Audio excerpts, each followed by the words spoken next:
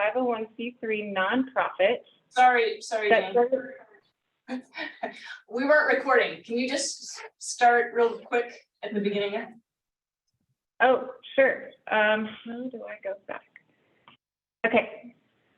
So I just said that I was honored and really excited to share a fairly new nonprofit organization in the Homer and surrounding communities. It's called the Friends of Homer Forest Schools, and we are a 501c3 nonprofit that we're a group of parents started with the intent of carrying out the Homer Forest Schools vision and building an infrastructure and the supports that benefit the future of the school and the community at large.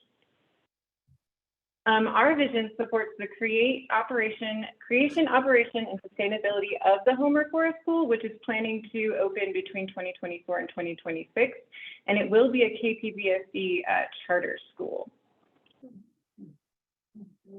The Friends of Homer Forest School has a couple different focus areas, but in supporting this mission, we are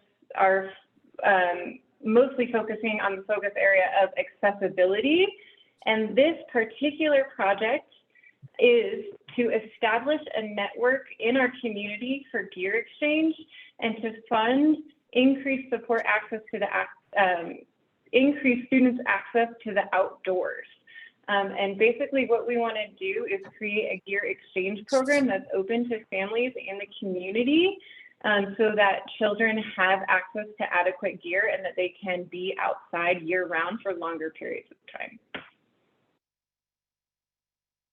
What we are planning on doing is, actually, sorry, let me back up. What this project will extend to the community, it will provide families and community programs adequate gear to spend longer periods of time outdoors.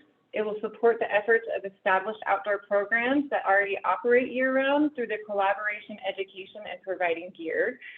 It's going to provide an organized point of contact for families, schools, and community entities for outdoor gear and outdoor learning experiences. It'll provide the infrastructure to access that needed gear and those materials, and it'll contribute to the culture of outdoor learning on the Kenai Peninsula. And I feel like I need to give an example. And so if, say, Howell is trying to do their Earth Day pickup, but 5 students show up without rain gear, we're hoping to have the program and the infrastructure where Howell can contact us and say, hey, we need 5 rain suits in these sizes. Can we borrow them for the day? And we're like, yeah, sure, no problem. Or a family that doesn't have gear to go to school for the first time, they can come by and either buy new gear or get free used gear at wholesale prices. So the breakdown of costs for this program, we want to buy a flatbed portable storage unit so we can have pop-up swapping events and then also be able to be portable to those community networks that are already established, like Alaska Coastal Studies or HAL or any of those, and we can pop up shop right there and kids can come and get the gear that they need and then go on their outdoor excursion. We would need to buy some storage shelving and bins so that we can house that gear in an organized manner. A program like this takes some volunteer time and organization and also to host events. And so we're hoping to be able to offer volunteers some stipends in order to run this pop-up swap, but also be that point of access for community organizations to call. And someone will pick up a phone and say, yeah, sure, I can get you what you need, no problem. The majority of the contribution that we are pitching for would go to purchasing new gear. We have an established collaboration with Okiwear where we get new snow and rain gear basically at cost. It's pretty much at their low wholesale pricing. The average price for a rain gear or a snowsuit is $60 per child.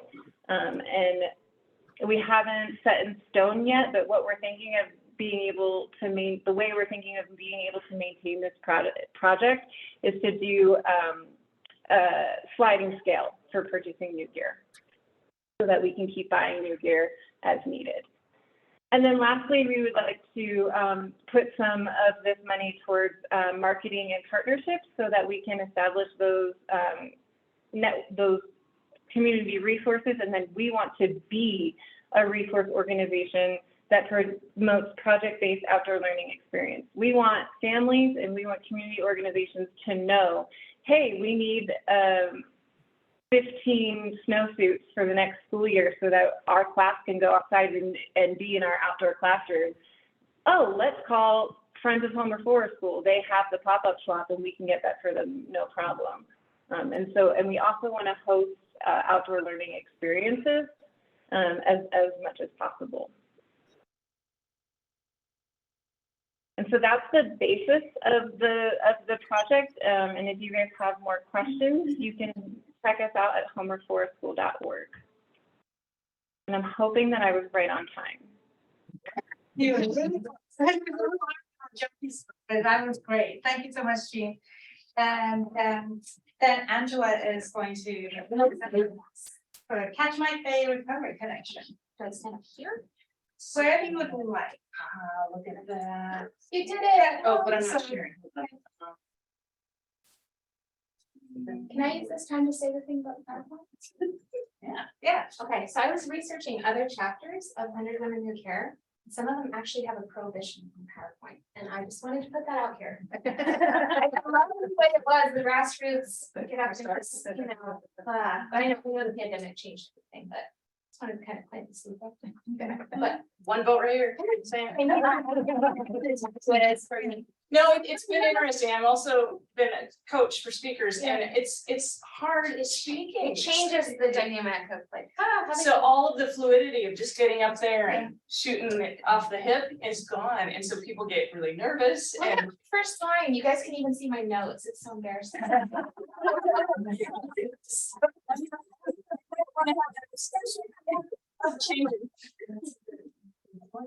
okay, so can everybody online see this? Okay. All right, I'll launch in. Okay, I'm Angela Head, and I am very nervous. I'm probably gonna go right off the script, but I just want to start out by saying I am a person in recovery. I've been clean and sober for 17 and a half years. So this organization is very near and dear to my heart. I'm not officially associated, I'm not on the board, but I can tell you with every fiber in my body that I would not be standing here without my own recovery community. So I'm just very excited that this is starting in Homer. So Kachemak Bay Recovery Connection is a community-based organization for people in recovery from substance use disorders, their support system, and the broader community. Community response to substance use disorders is trifold. In recent times, the first two parts of this triad, prevention and treatment, have gotten significant attention and funding, including support from opioid settlement funds. So these two legs are fairly well funded and in the public conversation, but it's this critical third leg that KBRC needs your support to build. I've included some facts here about the wide-ranging impact of addiction on our communities, and I'm sure we've all known or even been someone who's either actively struggling or has found sobriety from an illness we couldn't control on our own. So how can Kachemak Bay Recovery Connection help people in our community that are struggling with addiction? Well, by creating safe and supportive connections, empowering individuals and families, while building a recovery community for all people in recovery or those affected by addiction, via reducing stigma, normalizing recovery and sobriety, removing barriers, and helping people navigate the system. This is a very busy slide, but it's very important. So I hope that in the questions, we can come back to this. But KBRC is building this third leg on the recovery stool that we talked about earlier, based on a nationwide model for recovery community organizations. So this model was established by an organization called Faces and Voices of Recovery. And we've been developing our organization with the help of a mentor from Faces and Voices. Currently, there's about 200 accredited RCOs, but none of them are in the state of Alaska. And this is a nice timeline showing the history. what we've been up to. KBRC is relatively new, but has been working with partnership organizations in Homer. The events that have been hosted or co-sponsored by KBRC have received a lot of positive feedback, and there's a lot more great outreach projects scheduled for the near future that will normalize sobriety. For example, KBRC co-hosted a sober garden at Salmon Fest. So this was a place where concert goers could go in a safe, drug and alcohol-free space. We even served sparkling water, juice, and mocktails there. And there's plans to be there this year too, next couple months. So where would your financial support go? I'm glad we had this discussion ahead of time, Patrice, because I told them, I said, just get a special project, like show them, break it down, because I'm not gonna do overhead expenses. But to be quite frank, like, we need unrestricted general funds at this point. So KBRC is ready to launch into an effective and efficient organization, but in need of some fundamentals to start on a strong footing. So things like office expenses, support for the sober monthly events, and peer support training for board members and volunteers are very immediate needs. Currently, they were able to, there was a grant that they received and were able to purchase a trailer so they can go to all these events. That's basically it's basically all it is right now. A trailer and very passionate people. So I am going to end on a quick story, and I got thrown through a loop because part of my story was that this story occurred in the same room, but I don't think it did. So there was an event called the Quarterly Recovery Speaker Series, and that happened a couple months ago. A person in recovery came, they shared their story, what it was like, what happened, and what it's like to live drug and alcohol free. And someone who wasn't even attending the event happened to hear over here. They were intrigued enough to stop and listen. And they stayed. And at the end of the event, they came and found a KBRC board member and shared their story and really made a connection. And that connection really is the essence of what that third piece of the school is, which is recovery. Thank you. Mrs. Bear. And Karen, I'm glad you're here. Thank you for being here. And Kachemak Ski Club, we do have your presentations on the, I put it on the best. Here.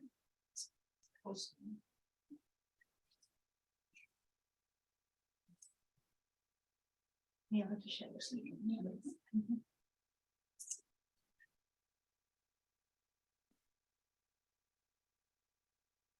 Oh, new technology. Or new technology setup. The technology is not new. It's fine.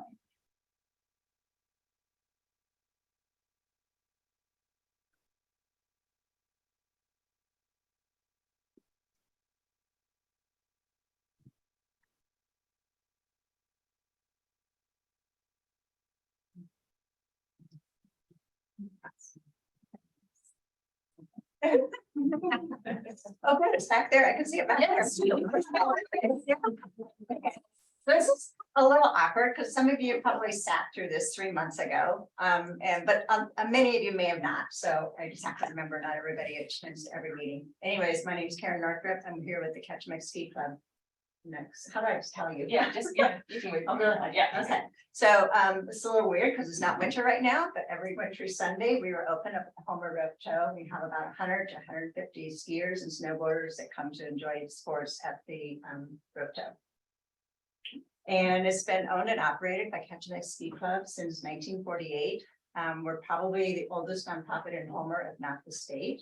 And it's currently located on the old Harvesting Homestead. We have 20 acres of skiable, accessible terrain from 850-foot tow with 260 feet of vertical.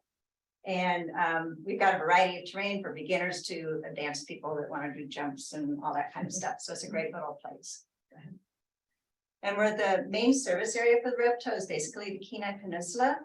Most users hail from the Nilchik South, but we do have members that come all the way from the Kenai Soldotna area to ski every Sunday. And like I said, it's an all volunteer run organization. We don't have any paid members or anything like that. And our mission is to introduce children and adults of all ages in the Homer area to downhill skiing and snowboarding through the instructional programs at the Ropeto and to provide the opportunity to enjoy these sports. Historically, a barrier has been equipment. It's kind of interesting that Jeannie had that discussion. And so in the last couple of years, we've been able to access funds to provide more equipment in the community to get people started with downhill gear and everything. So that's been a huge asset. And we benefit like the community by providing a good source of outdoor exercise, fun, skill building, confidence, and camaraderie for people of all ages. And literally, we've got 2-year-olds to 80+-year-olds using the facilities. We also have some athletes that we're really proud of. Davey Baird went on to go ride on the free ride tour and placed 3rd in it 1 year there. So he's our local athlete that we're proud of. Most of our funds come from season and day membership fees. We receive some funds from the state and borough programs. They're gradually decreasing. We do have some fundraising with the Warren Miller movie and the Slush Cup, which didn't happen this year. The last minute, the pond emptied. But most of our expenses are related to insurance, utilities, upgrades to the hill safety, like grooming equipment. This year, we're purchasing a new rope, which is going to be over $5,000. During COVID, like everything else, outdoor activities got super popular. And so we saw a big boom in usage. And this year we had 25 openers with over 2,469 skier days. So we averaged 99 skiers an opener. Over half of our openers, we had over 100 people there. So it was a good season. Go ahead. And so a problem associated with this has been parking along Olson Mountain Road. Essentially, people park along the road and it creates a 1-lane road, which has really made it a huge safety issue for local people, for EMS, and for the plow trucks that are trying to keep the road clear. Passenger or you got kids and parents going across the road, and it's really not a safe thing. So, go ahead. Yes. With the safety issue, we've embarked on getting off-road parking, and we're partnering up with the Snowmads to expand the Watermelon Trail parking lot. And we're pursuing other grants and other sources of money, but almost everything's going to require us, of course, to meet funds. Right now, we're looking at $70,000 to $100,000 that's going to be needed to make a safe off-road parking area. This year, go ahead. We did put in a lot of work this fall in making the area bigger and everything and stuff, and it works well while the ground's frozen. But the minute things started thawing out, we had people getting stuck in it. So we need to gravel and everything else and finish the project. Okay. And basically the funds that are granted through 100 Women Who Care would help us provide safe, accessible off-road parking for the users of the Ropeto, as well as improve road safety for DOT, for the gravel trucks that go on the road, and for EMS and local residents. And obviously solve a clearly identifiable safety need for winter sports enthusiasts up there. But also this is a trailhead that's used year round. So it also facilitates safe parking for the bikers, the hikers, the equestrians, and ATV riders who use the Watermelon Trail. So, thank you again for allowing me to present again. And thanks for everybody who gave us some funds last time. We really appreciated it. Thanks, Karen. Thank you. And so it is time to vote, and this is the part that Karen and I have been a little puzzled about how we make it work. And while Karen's working in the background here, just a minute, in the other room we have 2 separate computers, so it's easy to have the poll going on without the poll being shown. And anyway, I think we're there. Almost. We're going to figure it out. So we're inviting Karen. She's going to be a host on her phone. And then we'll be able to say any Q&A. Oh yeah. Yes. Well, let's do that. Thank you, Patricia. So we should be back here, right? And yeah, thanks for all your patience with that. We were just so focused on the voting. There is 5 minutes of Q&A, which is a great time for this. Why don't we start? I think last time I started in the room. So is there anyone on Zoom who has a question for any of our 3 presenters? You could raise your hand. There's a little icon within Zoom to raise hands. How do you see that? So your reactions. That's where you raise your hand. Recording in progress. So who is that? iPad has the hands up. Yeah, sorry, this is Louise Ashman. And I cannot figure out how to get iPad off of my naming place for this meeting. But my question is to the Homer Forest School presenter. And I want to know what the relationship is for this gear exchange and its connection to the charter school piece that she mentioned. I don't understand. It sounded like a completely separate thing from the charter school. Really, it's just supporting the mission of getting kids outside. This is a completely separate community project that we just kind of want to get our name out there and show our community kind of that we want to support outdoor learning and project-based learning. And the only way, like the foundation of doing that is getting the kids the gear that they need so that they can participate in these programs.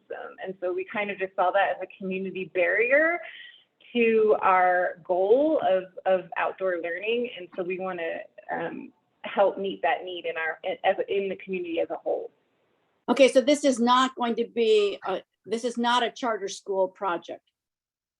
No, this is the Friends of Homer Forest School, which is a nonprofit organization. We just Perfect. established. Okay. Got it. Thank you. Thank you. Any question in the room? I have a question for you also. Yeah. At one point I thought she said that folks could purchase or borrow, so are they also gonna be selling gear and have like an earned income component, or is it just a loaner program?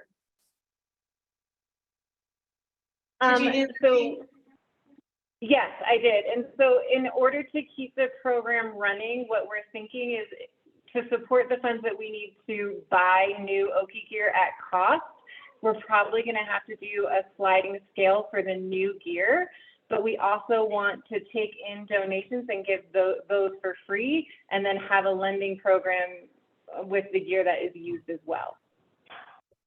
So it's basically the infrastructure to house used gear and have a lending program from that, or buy new gear on a sliding scale.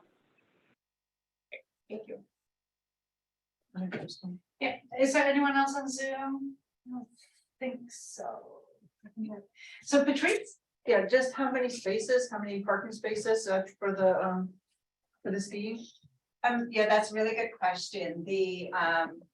Because there's spaces for the snow machiners and trailers. Right. Yeah, so actually, this winter with all the users we had, we probably easily had 100 people in the parking lot, 100 cars in the parking lot at a time. If we had 100 people, we probably didn't have 100 Yeah, cars. I mean, 100 cars. Yeah. So they're not clearly defined spaces. Okay. So I don't have But will it accommodate 100 people per Sunday? The new parking lot, will it accommodate all those cars? Yes. It will. Well, just to give you an idea, because I've worked with the snowmads a bit on it, they cleared 2 acres Yeah, Oh, okay. for this Okay. initial step, and there's more room. but there's more, they're talking about clearing more. Yeah. So this isn't a Because I was small. just thinking, if you had adequate parking, you're gonna get more people. Exactly. And that's what kind of. Plan for the growth. Yeah. I mean, eventually we might have lit lines, yeah. Anyone on Zoom? I'm not seeing any raised hands. All right. Oh. Recording in progress. You're gonna have to mute your phone. Oh, so. Yes, so Celia, looks like you have a question online. Yes, are the nomads going to be contributing to the parking area? We live right next to the rope to, by the way. Yeah. Yes, the snowmads have been contributing, They are. definitely. Thank you. Mhm. Any other questions in the room? Okay, so before we open up our Zooms within the room, let's make sure our volume is all the way down. Because we've experienced some really horrible feedback before, but we're going to have you open your Zoom link here.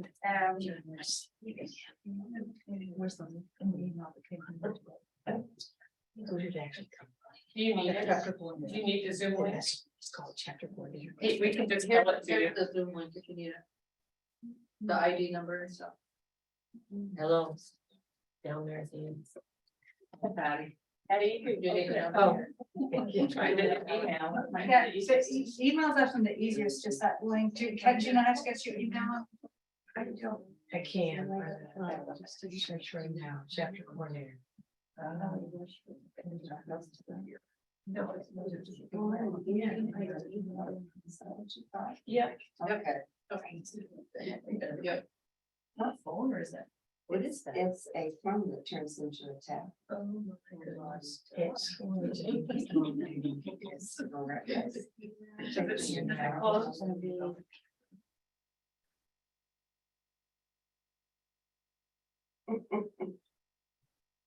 Unfortunately, it's not an iPhone. Oh. It's a. All I have to do is go on that Zoom link. That's all right. Do we have the vote window up? We don't yet. We're trying to let Okay. everybody in the room get signed up. You guys are already signed up. Thanks. Yeah, no problem. Thank you for your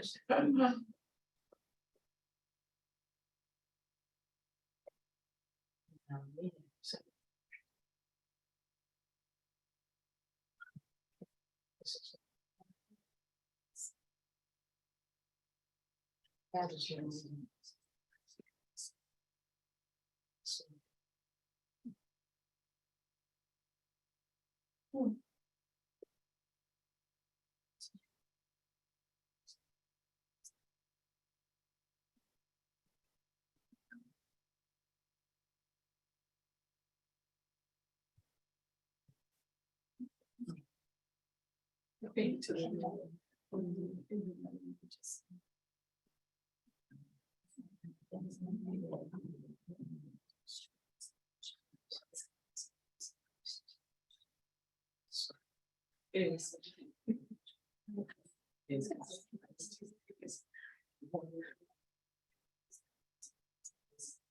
Are you okay?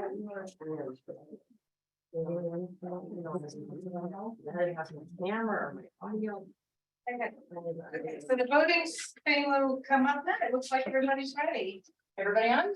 Mine now, go ahead. Yeah. All right, I'm gonna launch it. You should get a little window pop up. Oh, there we go.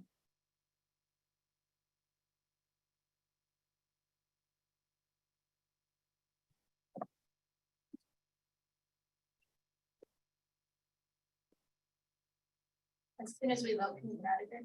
Yeah. I'm having a hard time getting. Yeah, no. Okay. Yeah, once you voted, you can leave the. Even if it just says, please wait. Yep, I'm seeing them, they're registering. They're registering, Yep. so it's, Yep. please wait isn't, oh, poll submitted, thank you. Your phone was just, your fancy phone was just so kind. Sorry, how are we doing? Okay, it's Thursday, but I don't know the coming meeting, so why is that? Why? Yeah. We go. No. Where are your emails? So. Yeah. Oh, that's old. That's very old. Oh, we have to really see those. Have it gotten, oh, mine doesn't come from chapter 4, it usually comes from, can I? Here, go ahead. Yeah. That's your. We should be right. I just want to say. We did, I thought it's looking for. We could early this morning. No, it's like. Church.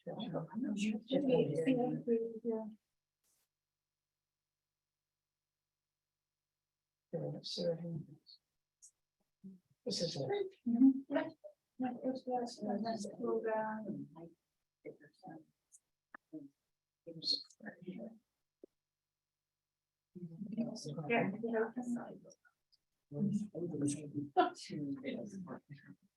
There we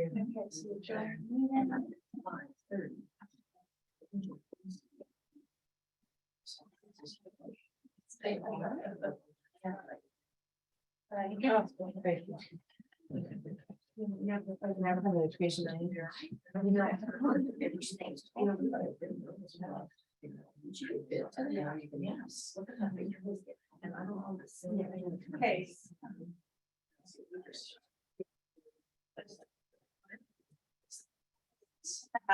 Okay, all right, so can you reveal the results, Tara? Beautiful. Oh, they're showing on my phone now.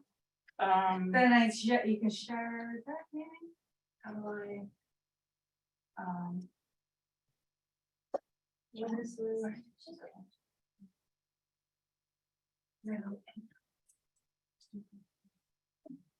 Well, you can mess it. Okay, well, yeah, Kachemak Bay Recovery Connection.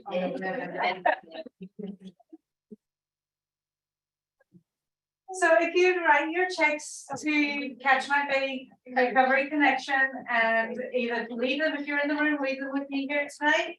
Or drop them at the Art Shop Gallery or mail them to the Art Shop Gallery. Just remind, do not make them to 100 Women, make them to Kachemak Bay Recovery Connection.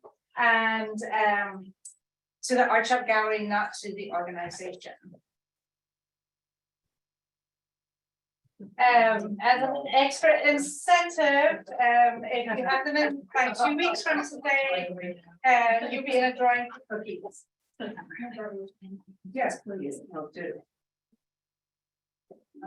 Yeah, that was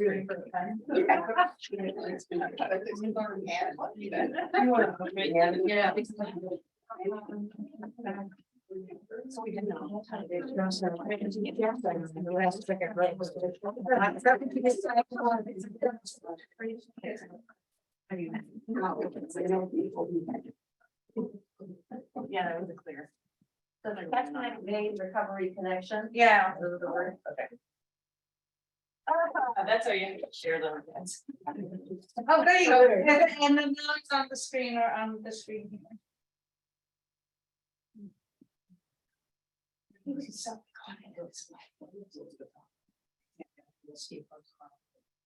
Too bad we didn't get Josh's. That was really good.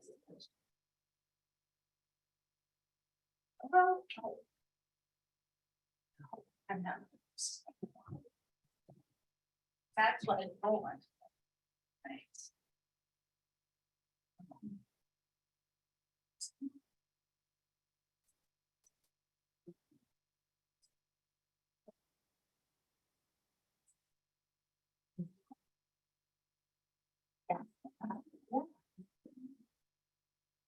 You want to collect it, or do you just leave it place down, or? You can put on. Saving the trip. Oh.